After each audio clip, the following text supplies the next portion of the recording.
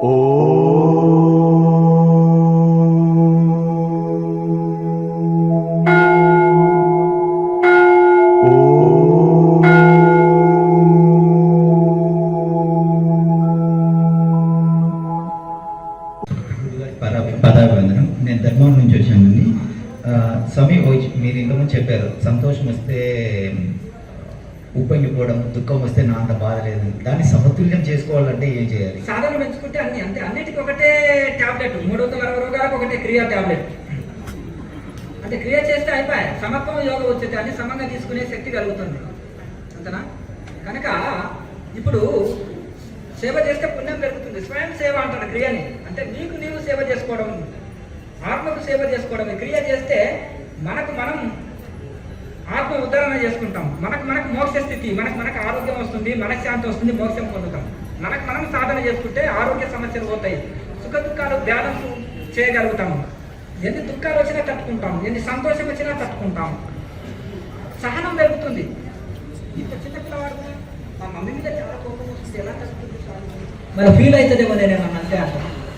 ఇంకొక ముసలావిడ ఉంటుంది, పెద్ద ఆవిడ, ఎందుకో మా పిల్లల మీద చాలా కోపం వస్తుంది స్వామి, ఏమన్నంటే గొడవలు అవుతాయని మనసులో ఇది అంటుంది. అంటే ఈ మధ్యలో మనసుకి సహనం అనేది తగ్గిపోయింది. ఆ సహనం పెరుగుతుంది, శాంతం పెరుగుతుంది, అన్ని సమంగా తీసుకుంటాను. మన కోపమైన మన కోపం రాదు. అన్ని గొడవలకు కారణం కోపమే. పగలు ప్రతీకారాలే.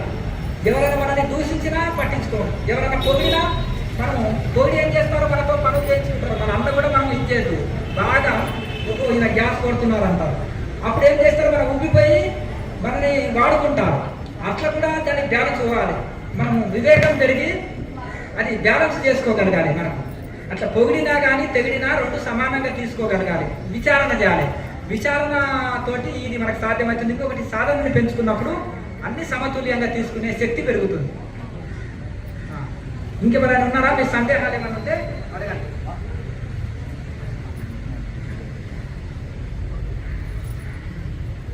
ఇప్పుడు మనం ఇక్కడ క్లాసు చేసుకున్నట కోసము ఈ అవకాశం ఇచ్చిన సత్యసాయి బాబా వారికి, జానకి రామయ్య గారి పేరు మీద ఉంది కాబట్టి జానకి రామయ్య గారికి, వారి కుమారుడు మన రత్నాకరు రాజు గారికి, మరియు ఇప్పుడు దీన్ని మెయింటెనెన్స్ చూసుకుంటున్న రాజారెడ్డి గారికి ధన్యవాదములు. ఇప్పుడు వారు లేరు, అది కేరళ వెళ్ళారు అర్జెంటుగా. రాజారెడ్డి గారు మనకు వారి ఆధ్వర్యంలో ఇప్పుడు ఈయన మెయింటెనెన్స్ చూసుకుంటున్నారు. మనకి అవకాశం ఇచ్చిన వారందరూ కూడా ధన్యవాదాలు. ఇప్పుడు ఈ క్లాసు చురుకుగా పాల్గొని మా పాత సాధకులు రామకృష్ణారావు గారు ఇక్కడ రావాల్సిందిగా కోరుతున్నాము. ఆయన అంత పెద్ద మనిషి, ఏదో జీవితాంతం వాళ్ళ అమ్మమ్మల ఊరు ఇక్కడే పుట్టాడు, పుట్టపర్తిలో, పక్క ఊరే ఆయనది, ఇక్కడే పుట్టాడు. అయితే ఇంకొకటి, రిటైర్మెంట్ అయిన తర్వాత ఒక 4 సంవత్సరాల కింద గోవిందాయ తల్లి ఆశ్రమం వచ్చాడు, సాధన తెలుసుకున్నాడు. ఇక గుళ్ళ కూర్చొని 7-8 గంటలు ధ్యానం చేస్తుంటే చిన్న పిల్లకాయలు ఉంటారు కదా, ఓం నమ శివాయ స్వామి అంటారు ఆయనని. దుంగి కట్టుకొని పోతాడు కదా, గుండు చేసుకుంటాడు. ఎప్పుడు ఆయనకి 75 ఏళ్ళు ఉంటాయి. 7-8 గంటలు సింగిల్ సిట్టింగ్లో ధ్యానం చేసే శక్తి పొందాడు 3 సంవత్సరాల లోపల. ఎందుకు? యమ నియమాలు పాటించి, ఆహార నియమాలు పాటించి, మేము చెప్పింది తూచాగా పాటిస్తున్నాడు కాబట్టి ఆ పెద్ద ఆయన ఆ స్థితికి చేరుకున్నాడు. చిన్నప్పుడు సంది ఏదో దేవుడు అంటే దండం పెట్టుకోవడం కానీ యోగాలు, గురువులు అన్నీ ఏం తెలియదు ఆయనకి. ఈ 3 ఏళ్ల లోపలనే ఇంత లేటుగా నేను ఆధ్యాత్మికంలో వస్తున్నాయి అని ఒక కసితోటి ఈయన సుభద్రమ్మ గారితో కానీ తూర్పుగోదావరి జిల్లాలో రంగాపురంలో ఉంటుంది, అమలాపురం పక్క. ఆమె కూడా కేచర్పులో సంపాదించుకున్నది. ఒక 9 గంటలు సింగిల్ సిట్టింగ్లో కూర్చుంటుంది ఆమె. అంటే ఒక తపన, నేను ఏదో సాధించాలని ఒక తపనతో అనమాట. అంటే వృద్ధులు మేమేం తక్కువేం కాదు, యువకులతో పోటీ పడతాం అనే స్థితిలో చక్కగా సాధన చేస్తున్నారు. ఈ వాలంటీర్ సర్వీస్ చురుకుగా బాగా పనిచేశారు ఈ పెద్ద ఆయన.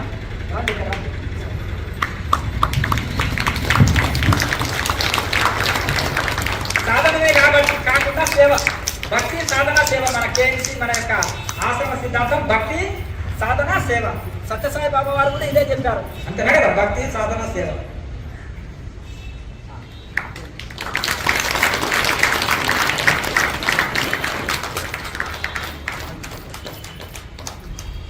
శ్రీనివాస్ గారు ధర్మవరం, ఈయన కూడా మన పాత సాధకుడు. 2014లో ధర్మవరంలో క్లాస్ చేస్తే వచ్చారు. అప్పటి నుంచి కంటిన్యూగా క్రియా సాధన చేస్తున్నాడు. చాలా శ్రద్ధ. ఆయన ప్రతి పౌర్ణానికి వచ్చేవాళ్ళు. వీరు ఆదిశేషులు ఇద్దరు కలిసి, వీళ్ళ అన్నయ్య కొడుకు ఆదిశేషులు, ఈయన శ్రీనివాసులు గారు రెగ్యులర్గా వచ్చేది. ప్రతిసారి పౌరం ఎప్పుడో చూసుకొని 15 రోజుల ముందు టికెట్ బుక్ చేసుకొని గోవిందాపల్లికి వచ్చేది. రెగ్యులర్గా వచ్చి సాధన చేసుకునే వాళ్ళు వీళ్ళు మంచి శ్రద్ధావంతులు, సేవా తత్పరులు. ఈ క్లాస్కు మంచిగా వాలంటీర్ సర్వీస్ చురుకుదనంగా పాల్గొన్నారు.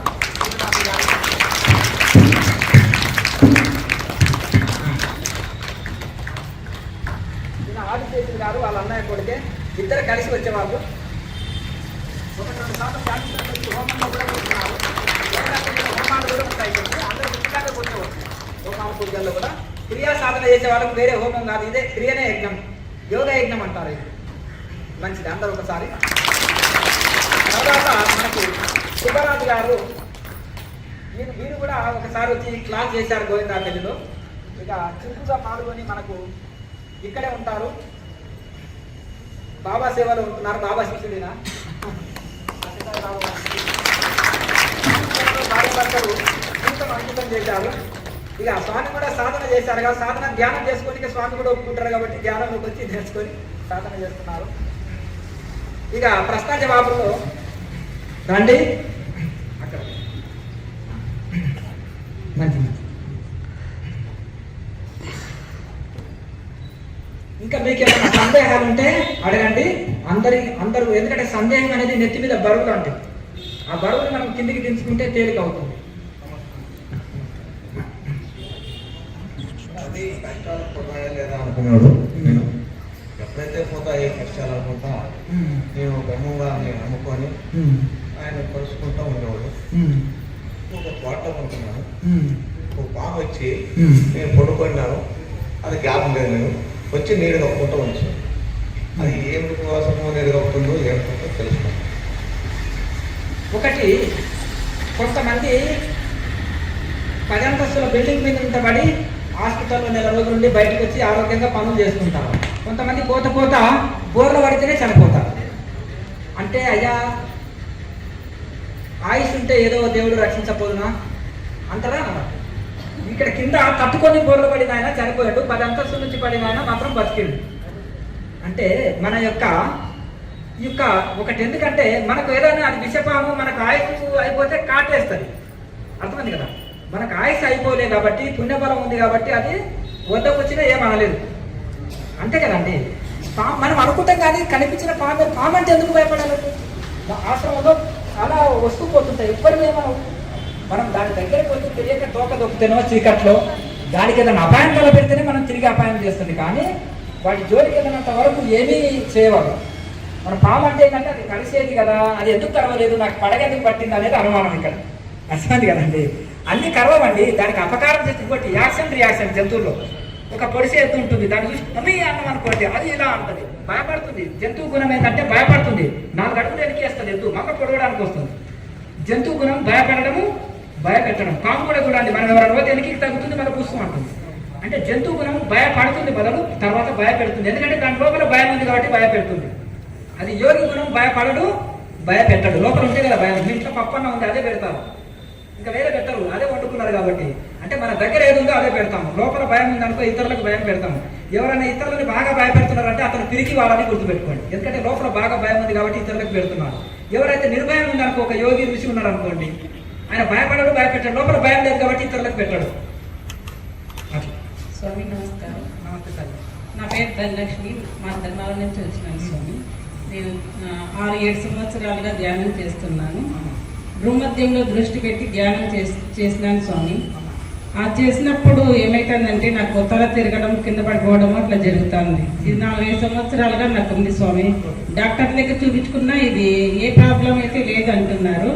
దీని పరిష్కారం చెప్పండి స్వామి. క్రియాయోగంలో ఇటువంటి సమస్య ఉండదు. మీరు నార్మల్ ధ్యానం చేస్తున్నారు కాబట్టి అన్నమాట, నార్మల్ ధ్యానం చేస్తున్నారు. ఇంతవరకు కూడా ఆ పెద్ద నుంచి అడిగితే చెప్పిన ఊగిపోతున్నాయి, ముద్రలు పడుతున్నాయి, ఇది అంటే నార్మల్ ధ్యానం చేశారు. క్రియాయోగం చేస్తే అటువంటిది రాదు. క్రియాయోగం ఇప్పుడు తెలుసుకున్నారు కదా, దాన్ని కంటిన్యూ చేస్తే శరీరము బాడీ కంట్రోల్ ఉంటుంది. ఎప్పుడైతే మైండ్ బాడీ కంట్రోల్ ఉంటేనే ధ్యానం సాగుతుంది. మీరు నార్మల్ మెడిటేషన్ చేస్తున్నారు కాబట్టి ఈ యోగాభ్యాసం వలన నరాల వీక్నెస్ పోతుంది. మీకు కొన్ని శరీరంలో ఒక ఎటువంటి నరాల వీక్నెస్ ఉన్న వల్ల కానీ, శరీరంలో బలహీనత ఉన్న వల్ల కానీ, శరీరం ఇట్లా ఊగిపోవడం కానీ, ఇలా ఊగిపోవడం కానీ, లేకపోతే ఇలా పడిపోవడం కానీ జరుగుతుంది. ఈ యొక్క నరాల్లో శక్తివంతంగా అవుతాయి. ఈ ప్రాణాయామం వలన వాయునాళాలు శక్తివంతమవుతాయి. ఆసనాల వలన రక్తనాళాలు శుద్ధి అవుతాయి. అప్పుడు బాడీ మైండ్ కంట్రోల్ అవుతుంది. ఈ ప్రాణాయామ ఏదైతే ఉందో మీరు ఒక గంట సేపు చేసి తర్వాత మెడిటేషన్ చేయండి, ఆటోమేటిక్గా మీ నాడుకు శక్తివంతమై ఊగిపోవడం అనేది ఉండదు. అయితే కొంతమంది ఏమనుకుంటారు అంటే ఎంకరేజ్ చేస్తుంటారు కదా ఊగిపోతుంటే, అట్లా ఎంకరేజ్ చేయొచ్చు, అది తప్పు ధ్యానం కిందకు వస్తుంది. కాశీనాయన శిష్యుడు అంతేనా? సరే, కాశీనాయన ఎందుకంటే అన్నదానం చేయండి. ఆ కరువు కాలంలో భోజనానికి కరువు లేదు. ఆయన ఉండే కాలంలో ఇప్పుడు భోజనానికి కరువు లేదు, కానీ వారు ఎంతో మందికి గుళ్ళు పాడుబడిన గుళ్ళని మంచిగా ఆయన రిపేర్ చేయించి మంచిగా మళ్ళీ పూజలు అందుకునేటట్టు చేసి, అలాగే ఎంతో మందికి దుఃఖం తిండి లేని వాళ్ళకి భోజనం పెట్టిన మహానుభావుడు. 200-300 ఆశ్రమాలు ఆయన అన్నసత్రాలు, చాలా సేవని ఉపదేశించిన మహానుభావుడు.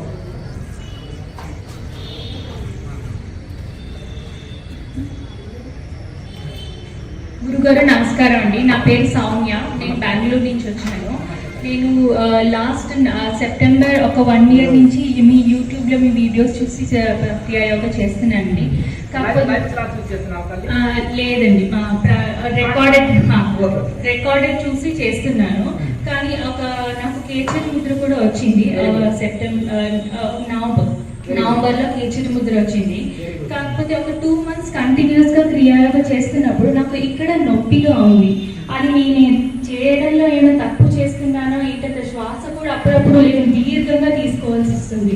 మధ్యలో మానేస్తే పర్వాలేదు, మళ్ళీ మానేసి అయ్యో మానేస్తున్నాను మొదలుపెట్టి మళ్ళీ చేయొద్దా అని మళ్ళీ మొదలుపెట్టినప్పుడు మళ్ళీ ఇక్కడ పెయిన్ వస్తుంది. అయితే ఇక్కడ మనము నాలుగ చిన్నగా ఉన్నప్పుడు ఏం చేస్తుంటే దాన్ని భద్రత వెనక్కి లాక్కొని ఇలా వచ్చే వరకు ఇవన్నీ లాగుతాయి నరాలు, అర్థమైంది కదా? ఇవన్నీ అప్పుడు ఏం చేయాలంటే ఈ నాలుగ ఎక్సర్సైజ్ చేసి నాలుగ ఇంకా పొడిగేటట్టు చూడండి. అప్పుడు పూర్ణ కేచరి వేసినప్పుడు ఇక్కడ లాగదు. పూర్ణ కేచరి వచ్చింది గురువు అంటే వచ్చినప్పటికీ కూడా నాలుగ చిన్న ఉంటేనే ఇక్కడ ఈ నరాలు లాగుతున్నాయి. ఇంకా నాలుగ పొడుగు కావాలి మీకు, అప్పుడు మీకు ఏమైందంటే ఇక్కడ నరాలు లాగవు. అదే మీరు మామూలుగా అప్పుడు కూడా బాగా ఎక్సర్సైజ్ ఉన్నాయి, ఇంకా బాగా ప్రాక్టీస్ చేస్తే నాలుగ పొడుగు అయినప్పుడు ఈ నరాలు లాగవు ఇంకా. అలానే ఇంకో డౌట్ గురించి, ఉల్లిపాయ వెల్లిపాయ సాధన చేసేటప్పుడు ఖచ్చితంగా ఉల్లిపాయ వెల్లిపాయ మానేయాలా? అంటే ఇక్కడ చూడండి, అవి మసాలా వస్తువుల కిందకి చెప్పిండు. ఉల్లి మీద తల్లి కూడా చేయదు అని అంటారు కొంతమంది. అది ఏం చేస్తుంది? ఉల్లిపాయ సర్వగుణం ఇస్తుంది అనుకో. చలువకు ముల్లంగి లేదా చలువకు జీలకర్ర బాగా కూరలో వేసుకోండి. చలువకు మనము ఉసిరికాయ పొడి ఉంది, రకరకాల వాడుకోనికి ప్రత్యామ్నాయంగా ఉంటుంది. అది మసాలా వస్తువు శరీరానికి ఈ యొక్క ఆధ్యాత్మికంలో కోపతాపాలు ఇస్తుంది, రజోగుణాన్ని పెంచుతుంది, ఉద్రేకతల్ని పెంచుతుంది మసాలా వస్తువు. అది భగవద్గీతలో కూడా నిషేధించాడు కృష్ణ పరమాత్మ. కనుక ఆ యొక్క 6వ అధ్యాయంలో యుక్తాహార విహారస్య శ్లోకాల్లో కొన్ని శ్లోకాల్లో చెప్పారు. ఎందుకంటే రజోగుణ పదార్థాలు ఏవి అనేది 13వ అధ్యాయంలో చెప్పారు. రజోగుణ పదార్థాలు ఏంటి, తమోగుణ పదార్థాలు ఏంటి, ఈ యొక్క సత్వగుణ పదార్థాలు ఏంటి. అంటే రజోగుణ పదార్థాలు 4 మీద రుచిగా ఉంటాయన్నమాట. ఇక్కడ ఏంటంటే ఇక్కడ ఉల్లిపాయ వెల్లిపాయ ఇట్లా పండు మిర్చి వేసి చేస్తేనే దోశ బండి నడుస్తుంది రాయలసీమలో. ఎర్రగారం ఉంటేనే దోశ బండి నడుస్తుంది. అయితే ఇప్పుడు తగ్గాయలేదు చాలా మంది, కానీ అప్పుడు ఎవరైనా వచ్చి అది తిన్నారనుకోండి, కళ్ళల నీడు ముక్కులాగా నీళ్లు ఇలా కారిపోతుండే. ఇలా కొత్త ఉన్నట్టున్నాడు ఈ ప్రాంతానికి అంటే. కనుక అవి ఏంటంటే మసాలా వస్తువులు తగ్గిస్తే చాలా మంచిది. కనుక ఎక్కువ కారం ఉండదు, ఎక్కువ ఉప్పు ఉండదు. ఉల్లిపాయ వెల్లిపాయ అనేది మసాలా వస్తువు. అల్లం బాగా వేసుకోండి. ఇంకోటి వెల్లిపాయ అనేది గ్యాస్ ఇస్తుంది, శరీరానికి గ్యాస్ ట్రబుల్ ఇస్తుంది. ఈ అల్లం ఎక్కువ వేసుకోండి, కావాల్సినంత వేసుకోండి. అల్లం గ్యాస్ ట్రబుల్ మలబద్ధకం తీసేస్తుంది, శరీరంలో వాతం తీసేస్తుంది. అల్లం వేసుకోవచ్చు. వెల్లిపాయ బదులు అల్లం వేసుకోండి, ఉల్లిపాయ బదులు ముల్లంగి వేసుకోండి, సరిపోతుంది. లేదంటే క్యాబేజీ వేసుకోండి. కొంతమందికి ఉల్లిపాయ లేని పప్పు ఎట్లా కుదురుతుందండి. ఒక మంది పండితుడు చెప్పాడంట, ఉల్లిపాయ మసాలా వస్తువు తినకండి అని చెప్తే వాళ్ళ ఆవిడ కూడా అక్కడ ఉండి విన్నది. ఉల్లిపాయ లేని పప్పు ఎలా కుదురుతుంది, మొహం లాగా ఉంటుంది. అసలు ఏంటంటే మీ ఉపన్యాసం ఇలాంటి మందికి చెప్పిన పిచ్చి మొండ, నీకు కాదు మనకు కాదు అది అన్నాడంట. మందికి చెప్పిన ఉపన్యాసము. అలాగే మీరు కొంతమంది ఉల్లిపాయ పప్పు చేసుకోవాలని ఉంటుంది. అప్పుడు ఏంటంటే క్యాబేజీని కోసి మంచిగా హాయిగా క్యాబేజీ పప్పు చేస్తే మనకు ఉల్లిపాయ పప్పు లాగానే ఉంటుంది. క్యాబేజీని ఉల్లిపాయ బదులు క్యాబేజీ ముల్లంగి వాడండి, వెల్లిపాయ బదులు అల్లము బాగా వాడండి, సరిపోతుంది. గురుగారు, అయితే కేచర్లో అమృతం రావాలంటే కూడా ఉల్లిపాయ వెల్లిపాయ ఖచ్చితంగా మానేయాలి. అంటే ఉల్లిపాయ వెల్లిపాయ నోట్లో దుర్వాసన వస్తుంది, నోరు తిరగదు, మసాలా వస్తువు. శరీరానికి హాని తలబెడుతుంది. కనుక ఈ యొక్క ఉప్పు కారాలు తగ్గించాలి. కేచర్లో నాలుక మంట పెట్టినప్పుడు నాలుక మండుతుంది, ఇబ్బంది పడుతుంది. మీరు చప్పగా తీసుకున్నప్పుడు సుఖంగా ఉంటుంది. కనుక భోజనం చేసిన తర్వాత కూడా శుద్ధమైన అరటిపండు ఒకటి తిన్నారనుకో నాలుక టేస్ట్గా ఉంటుంది, కేచర్ కూడా చాలా బాగుంటుంది. అలాగే ఇంకొకటి, నాలుక పూర్తిగా పొడవు ఇంకా పెరగాలి, సైజు పెరగాలి. తర్వాత ఇంకా బాగా సాధన చేస్తూ ఉన్నాక చక్కటి కేచర్ ముద్రలో ఉండి ప్రాణాయామ పర్ఫెక్ట్ చేసిన తర్వాత కొంతకాలానికి ఆటోమేటిక్గా అమృతం వచ్చేస్తుంది. అది శరీరానికి కూల్ ఇస్తుంది, మనకు ఎంతో అంటే తన్మయత్వ స్థితిని అనిపిస్తుంది.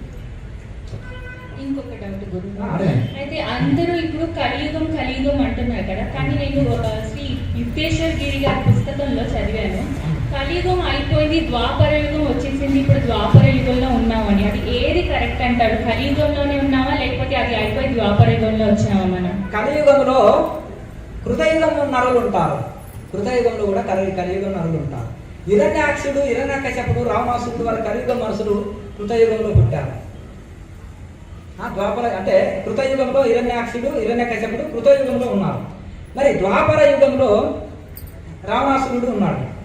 అలాగే ఈ విధంగా మనకు ఈ కాలంలో కూడా కలియుగంలో కృతయుగం మనుషులు ఉన్నారు, కృతయుగంలో కలియుగం మనుషులు ఉన్నారు.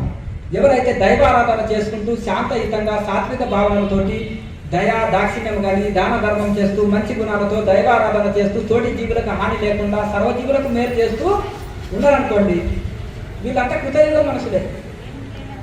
ఇక ప్రజలను పీడించే వాళ్ళు కలియుగ ఆ యొక్క కృతయుగంలో ఉన్న వాళ్ళు కలియుగ నరులే.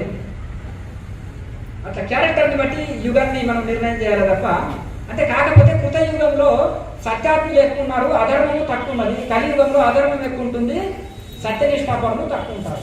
ఇంతే భేదం. ఇప్పుడు ఏ యుగం నడుస్తుందంటారు? కలియుగం నడుస్తుంది కానీ కలియుగంలో కృతయుగం వాళ్ళు ఉన్నారు, కలియుగం వాళ్ళు ఉన్నారు, అన్ని యుగాల వాళ్ళు ఉన్నారు. మిక్సింగ్ గుణాలు అంటారు. తమోగుణం కొంతమందికి ఉంటుంది, రజోగుణం కొంతమందికి ఉంటుంది, సత్వగుణం కొంతమందికి మిక్సింగ్ గుణాలు ఉంటాయి. ఇవన్నీ మిగతా అయి ఉంటాయి. అన్ని గుణాలు ఒక్కొక్కప్పుడు ఒకటి ఆయన డామినేషన్ చేస్తుంది గుణం. అలాగే ఇక్కడ కూడా కలియుగంలో అన్ని యుగాల వాళ్ళు ఉంటారు, కలియుగమే నడుస్తుంది. ఆ పుస్తకంలో ద్వాపర యుగంలో ఉన్నామన్నది, అందుకే డౌట్ వచ్చి. అట్లా కాదు, ఏదో అచ్చు ప్రింటింగ్ మిస్టేక్స్ కావచ్చు. ఎందుకంటే ఇక్కడ మనం ఏమనుకుంటాం, మంచి వాళ్ళతోటి స్నేహం చేయాలి అనుకున్నప్పుడు ఏం చేయాలంటే, ఇక్కడ కృతయుగ మనుషులు కూడా ఉంటారు కలియుగంలో. అంటే నిత్యం సాధన చేసుకొని మంచి క్యారెక్టర్తో మంచి గుణం ఉన్న వాళ్ళు ఉంటారు అనుకోండి, వాళ్ళంతా కూడా సజ్జన సాంగత్యం చేయొచ్చు, వాళ్ళతో మనం కలిసి ఉండొచ్చు. అట్లా కనుక ఎందుకంటే మనం ఏం చేయాలంటే ఈ యొక్క గుణాన్ని బట్టి యుగం ఉంటుంది కదా. అన్ని యుగాల్లో మంచి వాళ్ళు ఉంటారు, చెడ్డ వాళ్ళు ఉంటారు. ఇంకేమైనా సందేహాలు అడిగే వాళ్ళు ఉన్నారా? ఉంటే ముందుకు రండి. ఎవరు లేరా?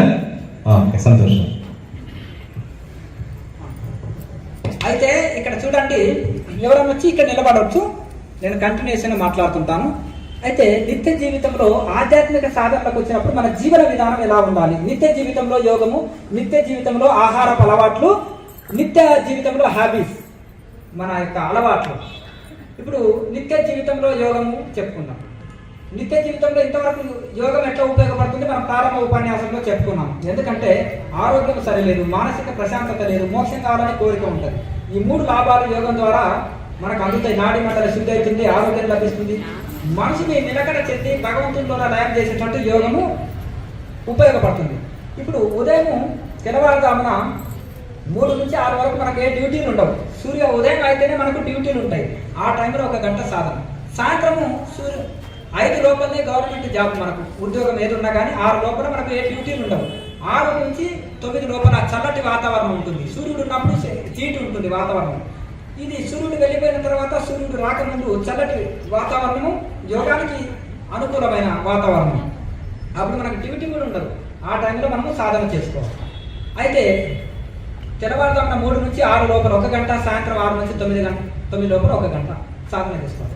ఇక ఆహార అలవాట్లు, పొట్టని భగవద్గీతలో చెప్పినట్టుగా యుక్తాహార విహారస్య యుక్త శ్రేష్టస్సు కర్మసు యుక్త స్వప్నావబోధస్య యోగోభవ దుఃఖం.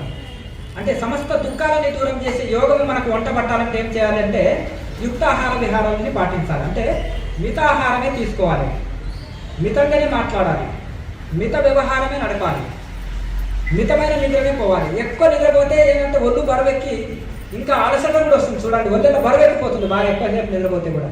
కనుక ఎంత అవసరమో అంత నిద్రపోవాలి, ఎంత అవసరమో అంతే భోంచేయాలి. మరి మితాహారం అనేది ఏంటంటారు? పొట్టని 4 భాగాలుగా విభజిస్తే పొట్టనిలో సగ భాగమే ఆహారం తీసుకోవాలి, పావు భాగము నీరు తీసుకోవాలి. అది భోంచేసిన గంట సేపటికి నీరు తీసుకోవాలి.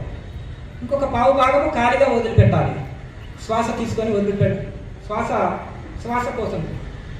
కనుక దీన్ని మితాహారం అంటారు. ఇది మనకు చాలా ఆరోగ్యానికి చాలా మేలు చేస్తుంది. ఎక్కువ ఆహారం తీసుకున్న రోగమే, తక్కువ ఆహారం తీసుకుంటే శరీరం నిలవదు, మితాహారం తీసుకుంటే చక్కటి ఆరోగ్య స్థితి లభిస్తుంది. కనుక దీన్ని మితాహారం అంటారు. కనుక ఉప్పు కారము ఇవి కూడా షడ్రుచులు అవసరమే శరీరానికి, కానీ మితంగా ఉండాలి. కారం ఎక్కువ తీసుకుంటే బీపీ పెరుగుతుంది, పులుపు ఎక్కువ తీసుకుంటే అల్సర్ వస్తుంది, తీపి ఎక్కువ తీసుకుంటే షుగర్ వస్తుంది. కనుక మితంగా ఎంత అవసరం అంత తీసుకుంటే అన్నీ కంట్రోల్ ఉంటాయి. కనుక మన శరీరంలో ఏ రకమైన విటమిన్, చాలా మంది కంటి చూపు పెరుగుతుంది ఏం చేయాలంటారు. ఏ విటమిన్, సి విటమిన్ ఆహారం ఎక్కువ తీసుకోవాలి. ఆకుకూరలు, పాలకూర, క్యారెట్ కొన్ని ఉంటాయి. దానికి సంబంధించిన ఆకుకూరలు ఏవి తీసుకున్నా కంటి చూపు బాగా పెరుగుతుంది. లివర్ సమస్య అభివృద్ధి అంటారు. కొనగంటి కూర రోజు చేసుకొని తినండి, పప్పులో వేసుకోండి, ఫ్రై చేసుకోండి, వండుకోండి. ఏ రకంగా లేకపోతే దాని పౌడర్ని తేనెలో తీసుకోండి, తినగలండి. ఇక ఏది చేసినా అది ఉండాలి. మొక్కలు నొప్పులండి, కాల్షియం తక్కువ ఉంది, ఎముకలు అడిగినాయి అంటుంటారు. మునగాకు పప్పు, మునగాకు సాంబారు, మునగాకు పచ్చడి, మునగాకు కూర, ఇలా మా అర్థం అదే. మునగాకుని రెగ్యులర్గా వాడండి. మునగాకు పొడి కొట్టుకొని కారపొడిలో కలుపుకోండి, మునగాకు కారపొడి. మళ్ళీ మునగాకు పొడిని బెల్లము తేనె కలుపుకొని మునగాకు హల్వా, అది కూడా రోజు 2 స్పూన్లు లేవగానే తినండి. మునగాకు రసాన్ని మేకపాలలో తీసుకుంటే అమృతం, లేదంటే ఆవు పాలలో తీసుకోండి. శరీరంలో ఉండే వాతం తీసేస్తుంది, నీరు తీసివేస్తుంది, అలాగే కాల్షియం పెంచుతుంది, ఎముకలు దృఢంగా అవుతాయి. అట్లా అంటే మనం తీసుకునే ఆహారమే ఔషధంగా ఉండాలన్నమాట. అట్లా మనకి ఏ శరీరంలో ఏ లోపం ఉంది దానికి సంబంధించిన ఆహారాన్ని తీసుకోవాలి. ఏ విటమిన్ లోపం ఉంది దానికి సంబంధించిన ఆహారాన్ని తోటి భర్తీ చేయాలి, టాబ్లెట్ల తోటి కాదు. కనుక చాలామంది మిక్సింగ్ పప్పులు ఉంటాయి, ఎన్నో రకాల పప్పులు ఉంటాయి, 10 రకాల పప్పులు అది ఇంకా అది వేయండి. మన దిక్కువేరు నార్త్ ఇండియన్ వాళ్ళు ఎక్కువ వాడతారు. అట్లా 10 రకాల ఆకుకూరలు అదొకటి వేయండి, కనగూరలు అంటారు కదా. తర్వాత ఆకుకూరలు పప్పులు ఎక్కువ మిక్సింగ్ వేసిన అనుకో ఎక్కువ విటమిన్స్ అందుతాయి. మనము తీసుకునే దాంట్లో టేస్ట్గా ఉండాలి, శుభ్రత పరిశుభ్రత ఉండాలి, రుచిగా ఉండాలి, శుచిగా ఉండాలి, ఎక్కువ క్యాలరీల శక్తి కూడా ఉండాలి. సారం లేని తినమంటలేదు, తమోగుణం అని చెప్తుంది భగవద్గీతని. సారం లేని, పాచిపోయింది, శక్తి లేనివి ఉంటాయి కదా, కుళ్ళిపోయినవి, ఇవి తమో గుణస్తులు. ఇక మసాలాలు ఎక్కువ చేసి ఎక్కువ కారం, ఉప్పు, మసాలాలు ఇవన్నీ ఉంటాయి కదా, ఇవి రజో గుణస్తులు తీసుకుంటారు. తీసుకునేటప్పుడు నాలుగకపోతే రుచి ఉన్న తర్వాత దుఃఖాన్ని కలిగిస్తుంటాయి. మన ఫంక్షన్కి వెళ్ళి ఎప్పుడైనా డాల్టా అది వేసి చేశారనుకోండి, 3 రోజులు వాష్రూమ్కి వెళ్ళి పొట్ట పాడవుతుంది. అలాగే సత్వగుణ ఆహారం అంటే తీసుకునేటప్పుడు సుఖము, తీసుకున్న తర్వాత కూడా సుఖంగా ఉండాలి. పొట్టలో పాలు ఉన్నాయి, తాగేటప్పుడు సుఖం, తాగిన తర్వాత సుఖం. ఆకుకూరలు, కూరగాయలు, పప్పు, అన్ని రకాల పప్పులు, తాజా పప్పులు, ఇది తీసుకునేటప్పుడు సుఖము, తీసుకున్న తర్వాత కూడా సుఖంగా ఉంటుంది. కనుక ఇట్లా ఈ విధంగా సత్వగుణ పదార్థాలు తీసుకోవాలి. ఆహారం అనేది మన ఆరోగ్యము ఆహారం మీదే, తీసుకునే ఆహారం మీదే ఆధారపడి ఉంటుంది. ఎవరైతే క్రమశిక్షణ, డిసిప్లిన్, కొంత ప్రాణాయామ అభ్యాసం, ఆసనాలు, కొన్ని యోగాభ్యాసం, అలాగే కొంచెం ఆహార నియమాలు పాటిస్తారో, కొంత క్రమశిక్షణ పాటిస్తారో వాళ్ళు సంపూర్ణ ఆరోగ్యంగా ఉంటారు.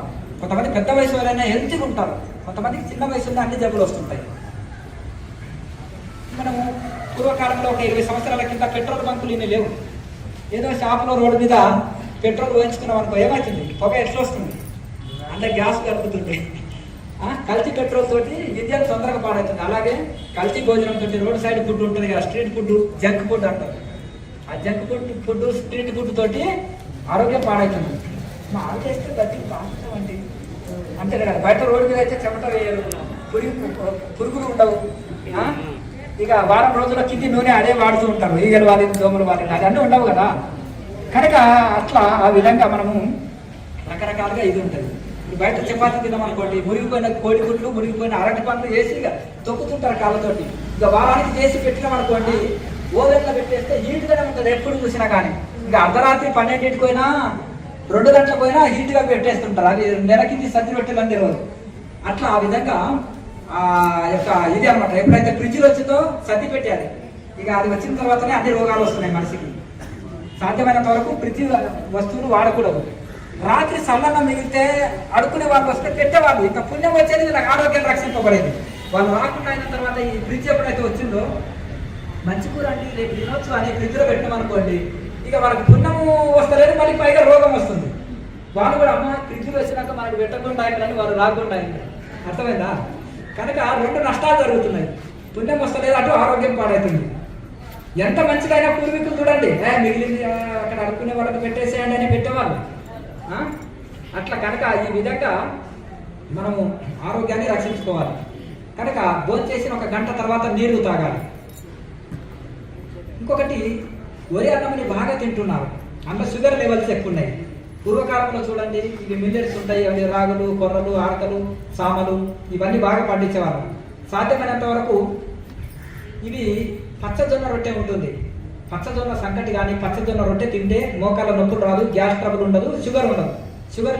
షుగర్ లెవెల్ కంట్రోల్ అవుతాయి. ఇంకొకటి, రాగులు, జొన్నలు, పచ్చజొన్నలు, రాగులు రెండింటిని కాంబినేషన్ ఉంటుంది. అంబలి కాసిన అంటే జావ కాసిన, రొట్టె చేసిన, సంకటి చేసిన చాలా ఈ రెండింటికి ఇది ఉంటుంది, అనుసంధానం ఉంటుంది. కనుక సాధ్యమైనంత వరకు మన పూర్వీకులు ఎందుకు ఆరోగ్యంగా ఉన్నారంటే వాళ్ళ ఆహారం నిలవాట్లు, మందులు లేని తిండి, హైబ్రిడ్ లేవు. పూర్వకాలంలో చూడండి, ఏదైనా గోరు చిక్కుడు ఎంత టేస్ట్ ఉండేది, చిక్కుడుకాయ ఎంత టేస్ట్ ఉండేది. ఇప్పుడు హైబ్రిడ్ ఏదైతే వచ్చినో టేస్ట్ లేదు. కనుక మందులు లేకుండా పండించుకోవాలి సాధ్యమైనంత వరకు. సేంద్రియ వ్యవసాయం. మేము ఆశ్రమంలో మందులు కొట్టాము. మస్తు చెప్పొచ్చు స్వామి మైకు పట్టుకుని ఉపన్యాసము, కానీ ప్రాక్టికల్ చూపించడం ఏంటంటే మేము పండించే దాంట్లో మందులు లేవు. ఆవు పేడ, బూడిద, కొమ్మలు నడుపుతాం కదా, ఆకులు కానీ ఒక దగ్గర వేసి అంటించిన బూడిద వంట చేస్తాం కర్రల పొయ్యి మీద. మా ప్రోగ్రామ్ రోజు కర్రల పొయ్యి మీదే వంట. ఆ బూడిద ఉంటుంది కదా, ఇదంతా బూడిద వేస్తాం, నల్ల మట్టి వేస్తాం, లేదా బూడిద వేస్తాం, లేదా మనకు ఆవుల పేడ ఇది వేస్తాం. దాంతో హాయిగా ఇది చేసుకోవచ్చు. సాధ్యమైనంత వరకు మనం పెరట్లో కూడా పండించుకోవచ్చు. ఇప్పుడు చూడండి, చిన్న చిన్న తొట్లు పెట్టుకొని ప్లాస్టిక్ డబ్బాలలో కూడా, బకెట్స్లలో కూడా రూట్ గార్డెన్ అని పెట్టుకొని కూరగాయలు పండిస్తున్నారు. తోట పని చేయడం వలన పచ్చదనం ఉంటుంది, పక్షులు వస్తాయి, చల్లటి ఆక్సిజన్ అందుతుంది, కూరగాయలు మంచి మందులు లేని తిండి పండించుకోవచ్చు. సాధ్యమైనంత వరకు మన ఆరోగ్యాన్ని మనము రక్షించుకోవాలి, చాలా ఇది చేసుకోవాలి. కనుక ఆ విధంగా మనము ఉదయం గంట, సాయంత్రం గంట మన ఆరోగ్యం కోసము, మన శాంతి కోసము, మన కోసం మనము సాధన చేయాలి. ఇక్కడ మనకు ఈ ప్రోగ్రాం చక్కగా జరుగుట కోసం వాలంటరీ సర్వీస్ అందించిన బాలచంద్రయ్య గారు, రైతు ఆయన, చంద్రశేఖర్ గారు, కొండలరావు గారు, నాగరాజు గారు, సత్యనారాయణ గారు ఇక్కడికి రావాలి. లోపల ఉన్నారా? సరే, సంతోషం. ఇంకా అయితే ఆ విధంగా మనము రోజు మన కోసం మనం సమయం వెచ్చించుకోవాలి. ఇప్పుడు ఏమనుకుంటారంటే, నేను చాలా బిజీ అండి, ఇప్పుడు యమధర్మరాజు వచ్చిందండి, ఏమనుకుంటారు, సార్ నాకు టైం లేదు, రేపు వస్తాలేండి అంటే, ఆఫీసులో అయితే ఎట్లా ఆయన మేనేజ్ చేసుకోవచ్చు, కానీ ఆయన విన్నాడు, వెంబడే తీసుకొని పోతాడు. నో టైం అంటే కుదరదు. కనుక మనం రెడీ అయి ఉండాలి. మీకోసం వెయిటింగ్ అండి, నేను మీ వెహికల్ వస్తుందని వెయిటింగ్ చేస్తున్నా అంటారు కదా. ఎక్కడైనా ప్రయాణం ఉంటే మన ఫ్రెండ్ వస్తున్నాడు, అయ్యా మీకోసం వెయిటింగ్, బ్యాగ్ పట్టుకొని రెడీ ఉన్నా అన్నట్టుగా ఆయన వచ్చినప్పుడు మీకోసం వెయిటింగ్ అండి, నేను రెడీగా ఉన్నాను అన్నాను యమధర్మరాజు వచ్చినా కానీ, అంతేనా కదా. కనుక ఆ విధంగా మనము నాకు టైం లేదు, బాధ్యతలు నెరవేరుతాయి, పిల్లల పెళ్లిళ్ళు ఉన్నాయి, మనవళ్ళ పెళ్లిళ్ళు ఉన్నాయి, ఇంకా కొన్ని ఇది చేసేది ఉంది, అది చేసేది ఉంది అంటే ఆయన వినాడు. మనం అంటే యోగ మార్గం ద్వారా సుష్మన నాడి ఇదే. మనం ఉత్తరాయణం అంటే సుష్మన నాడి, దక్షిణాయనం అంటే ఈడా పింగళ నాడి. మేరుదండంలో 3 నాడులు ఉంటాయి. ఈడా పింగళ నాడి ఉంటే దేహం వదిలితే అది దక్షిణాయనం, సుష్మన నాడి ఉంటే దేహం వదిలితే అది ఉత్తరాయణం. ఉత్తరాయణంలో క్లీన్గా ఉండి మనం ఎదురు చూస్తుంటాను.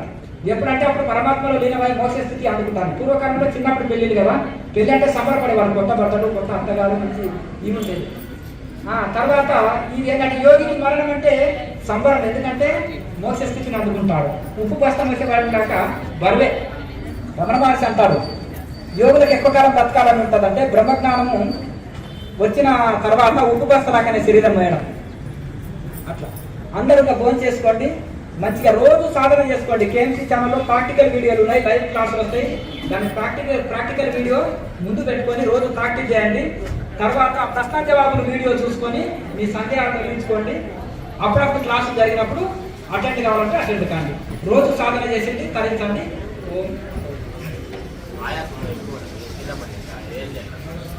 అల్లం ఎక్కువ వాడాలి. వాము, జీలకర్ర ఇటువంటి వాడితే కొద్దిగా ఆయాసం అనేది పోతుంది. కోసం ఆయాసం పోతుంది.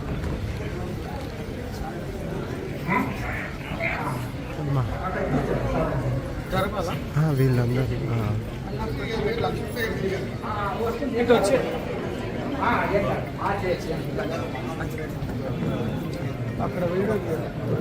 ఉంటుంది. భయపడనక్కర్లేదు. మన శూన్యంలోకి వెళ్ళిపోయి చీకట్లోకి వెళ్ళిపోయినట్టు అనిపిస్తుంది. భయపడనక్కర్లేదు. హీట్ తగ్గడానికి ఉసిరికాయ ఇంకోటి పట్టికాయ ఏదో అన్నారు. పట్టిక గడ్డానికి రాసుకునే పట్టిక తినొచ్చా? పట్టిక గడ్డానికి రాసింది పొడి చేసి ఇది అది ఒక దగ్గర కలిపి బియ్యం కడిగిన నీళ్ళలో ఒక స్పూన్ బియ్యం కడిగిన నీళ్ళలో ఒక పెద్ద గ్లాస్ బియ్యం కడిగిన నీళ్ళు ఒక టీ స్పూన్ అంతా రెండింటిని మిక్సీ పొడి కలుపుకోవాలి. అలా ఒక నెల రోజులు వాడితే శరీరంలో ఉండే ఎటువంటి హీట్ అయినా వెళ్ళిపోతుంది.